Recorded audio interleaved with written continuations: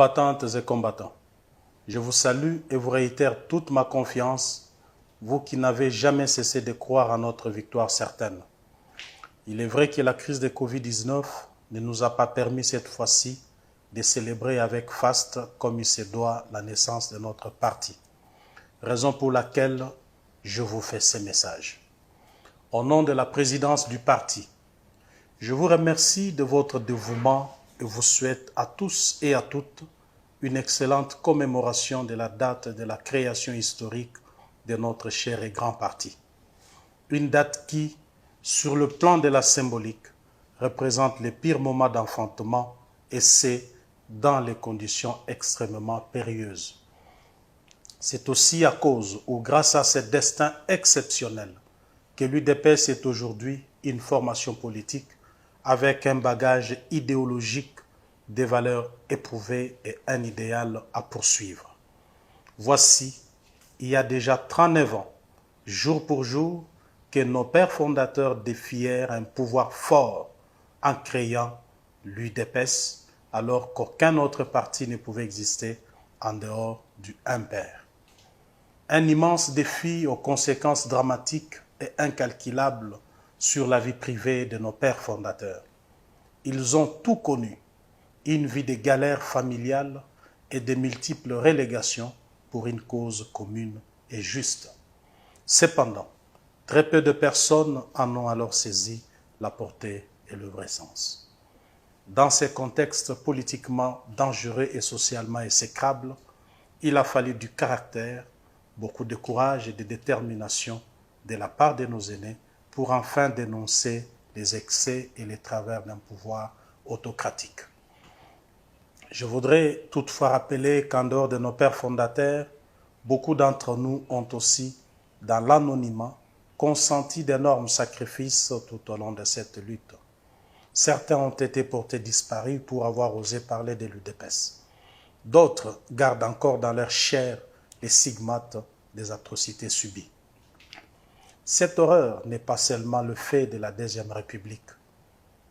En ce jour de la commémoration du 39e anniversaire de notre parti, je voudrais, en signe d'hommage et de profond respect, vous inviter à garder une pensée pieuse en mémoire de tous les martyrs victimes d'innommables barbaries. Combattantes et combattants, on ne peut pas travestir l'histoire politique de ces pays. À chaque fois que nous en avons l'occasion, nous devons rappeler que l'UDPS est l'unique parti politique qui a souffert des martyrs dans ces pays. Une génération marquée par l'adversité, l'oppression, les tueries, les tortures et les enlèvements. À main nue et aux doigts levés en signe de victoire, nous avons combattu les régimes sanguinaires et résisté à la tentation de prendre les armes. Ne pas avoir versé du sang des Congolais pour accéder au pouvoir est pour nous à la fois une question de conviction, de patriotisme, d'honneur et de fierté.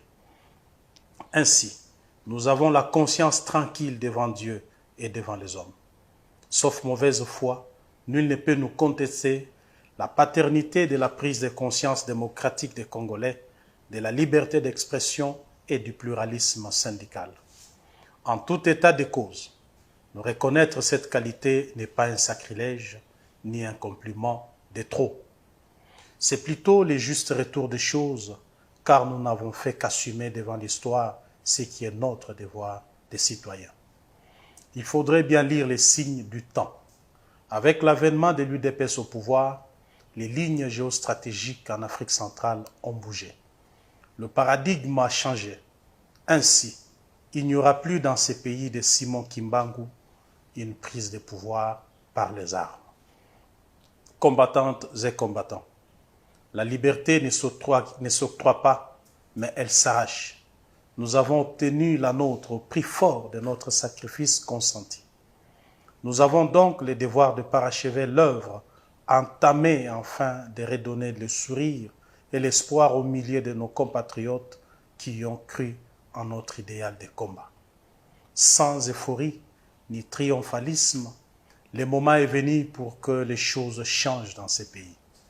Que nous puissions nous regarder dans les yeux et nous dire que ce combat en valait la peine. je dois vous avouer qu'à l'approche du 40e anniversaire de l'UDPS, j'éprouve un sentiment d'urgence. L'urgence de se moderniser en tant que parti, de s'adapter aux nouvelles donnes et aussi d'aider les Congolais à goûter à une vie meilleure que celle des galères et des manques. Car manquer de tout dans la vie rend un peuple forcément insensible à sa propre souffrance et l'empêche d'envisager l'avenir avec sérénité. Autant l'UDPS a combattu pendant de longues années plusieurs formes de dictature, autant aujourd'hui notre combat doit évoluer et s'orienter dans la recherche du bien-être au quotidien de notre peuple. Combattantes et combattants, je suis conscient que beaucoup reste à faire pour rencontrer vos préoccupations en rapport avec l'emploi. Je voudrais vous rassurer que cette question est au centre des préoccupations du chef de l'État et que le futur gouvernement mettra tout en œuvre pour appliquer sa vision en la matière, afin que les Congolaises et Congolais que vous êtes retrouvent le chemin du travail. En même temps, le parti ne ménage et ne ménagera aucun effort pour faire le plaidoyer auprès du nouveau gouvernement. Il est important de souligner que la première expérience vécue avec nos ministres n'a pas été très concluante en termes d'emploi au sein des cabinets politiques. L'UDPS étant un parti de masse, cette fois-ci, toutes les dispositions utiles et nécessaires seront prises afin d'éviter que cela ne se reproduise. Combattantes et combattants, notre parcours, les expériences vécues et les souffrances endurées tout au long de notre lutte ont représenté pour nous les chemins du calvaire. Il serait donc inconcevable et dommage qu'à cause de nos petites querelles intestines, l'on perde ses pouvoirs au terme de notre mandat. Voilà pourquoi chacun de nous, à quelque échelon qu'il soit, doit promouvoir au sein du parti de valeurs telles que la solidarité, l'amour, la tolérance et la paix sans lesquelles l'unité n'est pas possible. Or, sans celle-ci, aucune victoire n'est envisageable. Combattantes et combattants, nous avons enfin le devoir pressant de célébrer aussi votre parcours héroïque.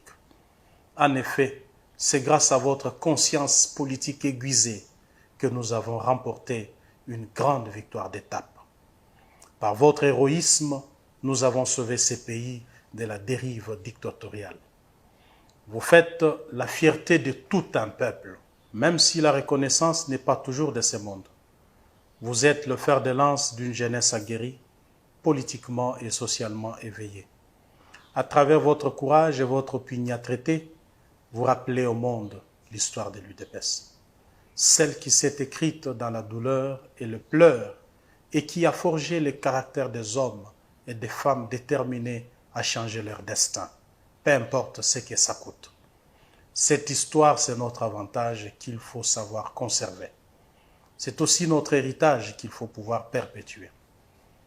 Tout n'est pas parfait, certes, mais il faut reconnaître le bénéfice du chemin parcouru tout en gardant un œil vigilant.